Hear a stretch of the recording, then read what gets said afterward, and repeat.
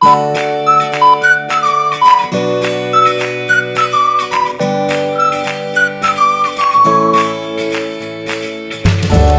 Friends, welcome to knowledge world. આજે આપણે જોવાનું છે 7 ઓક્ટોબર 2025ના ડેલી કરંટ અફેર્સ, જેમાં આજના દિવસના ખૂબ જ અગત્યના પ્રશ્નો અને સાથે સાથે તેને રિલેટેડ ટોપિક વિશે પણ ચર્ચા કરીશું. તો શરૂઆત કરીએ આજના વિડીયોની. પ્રથમ પ્રશ્ન છે, તાજેતરમાં ભારતની નૌકાદળો અને કયા દેશ વચ્ચે દ્વિપક્ષી કવાયત કોંકણ 2025 શરૂ થઈ છે? તો હાલમાં જ આ જે કવાયત છે કોંકણ, તે ભારત અને બ્રિટન વચ્ચે શરૂ થઈ છે, માટે ઓપ્શન નંબર સી આવશે. તેના વિશે વાત કરીએ તો ભારતીય નૌકાદળ અને બ્રિટિશ રોયલ નેવી વચ્ચે દ્વિપક્ષી જે કવાયત છે કોંકણ, તે શરૂઆત થઈ છે 2025ની. અને તે ક્યાં યોજાય છે? તો ભારતના જે પશ્ચિમ દરિયાકાંઠો છે ત્યાં આ કોંકણ છે તે યોજાય છે. અને સૌપ્રથમ તેનું આયોજન ક્યારે થયું હતું? તો સૌપ્રથમ આયોજન છે તેનું વર્ષ 2004માં થયું હતું. અને આ છે તે વાર્ષિક દ્વિપક્ષી દરિયાઈ કવાયત છે. હવે ભારત અને યુકે વચ્ચે બીજી કઈ કઈ કવાયતો થાય છે? તો કોબ્રા વોરિયર કવાયત છે તે પણ યોજાય છે. ઇન્દ્રધનુષ જે વાયુસેના દ્વારા યોજાય છે. અને અજય વોરિયર છે ભારતીય સેના દ્વારા. આ જે અન્ય કવાયતો છે તે પણ ભારત અને બ્રિટન વચ્ચે યોજાય છે. હવે બીજા પોઈન્ટ વિશે જોઈએ બ્રિટનના. તો હાલમાં ડેવિડ લેમી બ્રિટનના નવા નાયબ વડાપ્રધાન તરીકે નિયુક્ત થયા છે. કૃષાંગી મેશ્રામ છે તે બ્રિટનના સૌથી નાની ઉંમરના સોલિસિટર બન્યા છે. ઇંગ્લેન્ડને સ્પેનને હરાવી અને મહિલા યુરો 2025નો ખિતાબ છે તે જીત્યો છે. જેકબ બેથેલ ઇંગ્લેન્ડની પુરુષ ક્રિકેટ ટીમના સૌથી નાની ઉંમરના કેપ્ટન બન્યા છે. તો ઇંગ્લેન્ડનો જો રૂપ છે તે ટેસ્ટ ક્રિકેટમાં બીજા ક્રમનો સૌથી વધુ રન બનાવનાર ખેલાડી છે તે બન્યો છે. ભારત સરકારે યુકે સાથે મુક્ત વેપાર કરારને મંજૂરી આપી છે. તો બ્રિટનમાં મતદાનની ઉંમર ઘટાડી અને 16 વર્ષ કરી છે, જે આપણા દેશમાં 18 વર્ષની છે. યુનાઇટેડ કિંગડમ ઉત્તર અરબી સમુદ્રમાં ભારતીય નૌકાદળ સાથે પેસેક્સ કવાયત છે તે કરે છે. ત્યાર પછી જોઈએ, નમો સેમિકન્ડક્ટર લેબોરેટરી ક્યાં સ્થાપિત થશે? તો આ જે લેબોરેટરી છે તે આઈઆઈટી ભુવનેશ્વર ખાતે સ્થાપિત થશે, માટે ઓપ્શન નંબર ડી આવશે. તેના વિશે વાત કરીએ હવે. તો નમો સેમિકન્ડક્ટર લેબ આઈઆઈટી ભુવનેશ્વર ખાતે આશરે 5 કરોડના ખર્ચે સ્થાપિત છે તે કરવામાં આવશે. અને આ જે જાહેરાત છે, આ પ્રોજેક્ટની મંજૂરી છે તે ઇલેક્ટ્રોનિક્સ અને માહિતી ટેકનોલોજી મંત્રી છે અશ્વિન વૈષ્ણવ, તેમના દ્વારા આ પ્રોજેક્ટને મંજૂરી આપવામાં આવી છે.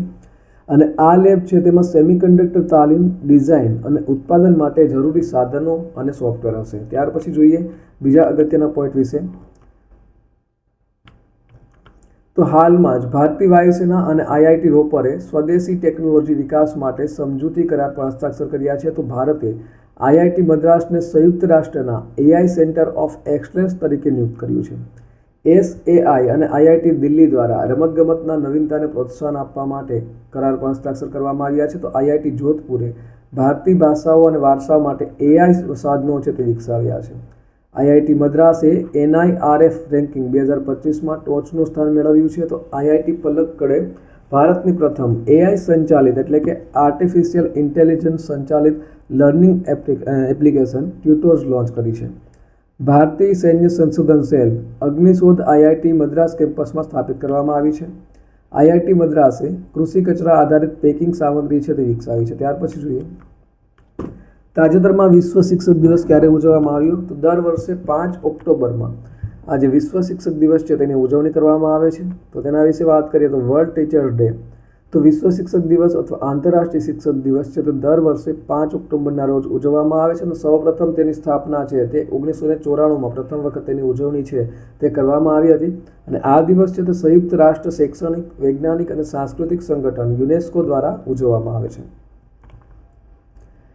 તાજેતરમાં હેલિયોસ્ફિયર અને અવકાશ હવામાનનું અન્વેષણ કરવા માટે આઈએમએપી મિશન કોણે શરૂ કર્યું છે? તો આ જે મિશન છે તે નાસા દ્વારા શરૂ કરવામાં આવ્યું છે, માટે ઓપ્શન નંબર સી આવશે. તેના વિશે વાત કરીએ તો નાસાએ interstellar mapping and acceleration probe એટલે કે આઈએમએપી લોન્ચ કર્યું છે, જેનો ઉદ્દેશ્ય છે તે હેલિયોસ્ફિયરની સીમાઓનો નકશો બનાવવો, ઉર્જાસભર કણોને ઓળખવા અને ચોક્કસ અવકાશ હવામાન આગાહીમાં મદદ કરવાનો છે.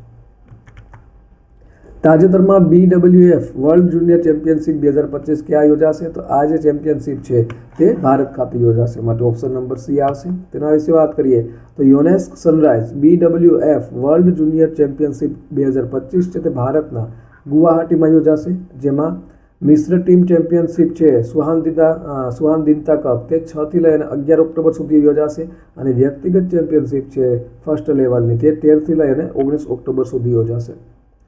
ભારતના બીજા અગત્યના કરંટ પોઈન્ટની વાત કરીએ તો ભારતે હાલમાં જ રેલ આધારિત મોબાઈલ લોન્ચરથી અગ્નિ P મિસાઇલનું સફળતાપૂર્વક પરીક્ષણ કર્યું છે। તો ભારતે 31 માર્ચ 2026 સુધી ચાંદીની આયાત પર પ્રતિબંધ મૂક્યો છે।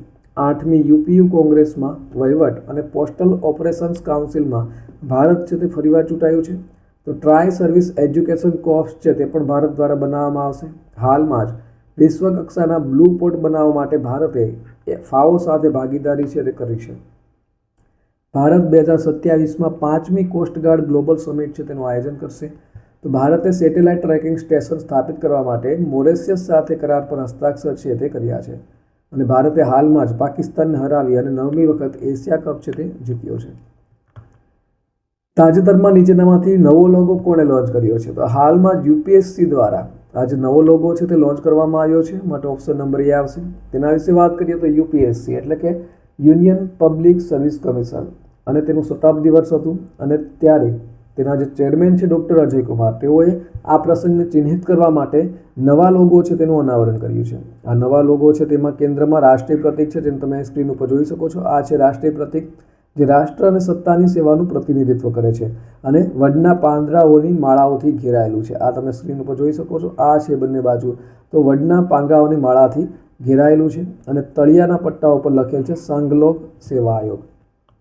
ત્યાર પછી જોઈએ તાજેતરમાં રાજસ્થાનના પ્રથમ નમો બાયોડાયવર્સિટી પાર્કનું ઉદ્ઘાટન ક્યાં થયું છે? તો આ જે પાર્ક છે તેનું ઉદ્ઘાટન અલવર ખાતે કરવામાં આવ્યું છે માટે ઓપ્શન નંબર A આવશે। તેના વિશે જોઈએ તો સ્ક્રીન ઉપર જોઈ શકો છો। આ છે અલવર ખાતેનો નમો બાયોડાયવર્સિટી પાર્ક અને કેન્દ્રીય પર્યાવરણ અને વન અને આબોહવા પરિવર્તન મંત્રી છે ભૂપેન્દ્ર યાદવ તેઓએ અલવરના પ્રતાપબંધ ખાતે રાજસ્થાનના પ્રથમ નમો જૈવ વિવિધતા ઉદ્યાન જેને આપણે નમોવન તરીકે ઓળખીએ છીએ તેનું ઉદ્ઘાટન કર્યું છે અને આ પ્રસંગે રાજસ્થાન સરકારના જે કેબિનેટ મંત્રી છે સંજય શર્મા તે પણ હાજર રહ્યા હતા। તાજેતરમાં ગૃહમંત્રી અમિત શાહે ₹825 કરોડના વિકાસ પ્રોજેક્ટનું ઉદ્ઘાટન ક્યાં કર્યું છે? તો હાલમાં જ તેઓના દ્વારા હરિયાણાના કુરુક્ષેત્રમાં આ જે વિકાસ પ્રોજેક્ટ છે તેનું ઉદ્ઘાટન કરવામાં આવ્યું છે માટે ઓપ્શન નંબર B આવશે। તો ગૃહમંત્રી અમિત શાહ દ્વારા હરિયાણાના કુરુક્ષેત્ર ખાતે 825 કરોડના વિકાસ પ્રોજેક્ટ છે તેનું ઉદ્ઘાટન થયું છે। ત્યાર પછી જોઈએ ગઈકાલે પૂછાયેલા પ્રશ્નોનો જવાબ જોઈ લઈએ તો તાજેતરમાં કયું શહેર ભારતનું પ્રથમ ઝૂંપડપટ્ટી મુક્ત શહેર બન્યું છે? તો હાલમાં જે ચંડીગઢ છે તે ભારતનું પ્રથમ ઝૂંપડપટ્ટી મુક્ત શહેર છે તે બન્યું છે માટે ઓપ્શન નંબર A આવશે। ત્યાર પછી જોઈએ આજનો સવાલ। તો આજનો સવાલ છે તાજેતરમાં ચક્રવાત શક્તિ ગુજરાતના દરિયાકાંઠે પહોંચ્યું છે તેનું નામ કોણે રાખ્યું હતું? તો ઓપ્શન આપેલા છે। Option number A Sri Lanka, B Bharat, C Nepal અને D મ્યાનમાર। તારો સાચો જવાબ કોમેન્ટ બોક્સમાં કોમેન્ટ કરી અને જણાવવાનો રહેશે। તો આ સાથે આજના દિવસનો જે વિડીયો છે તે પૂર્ણ થાય છે।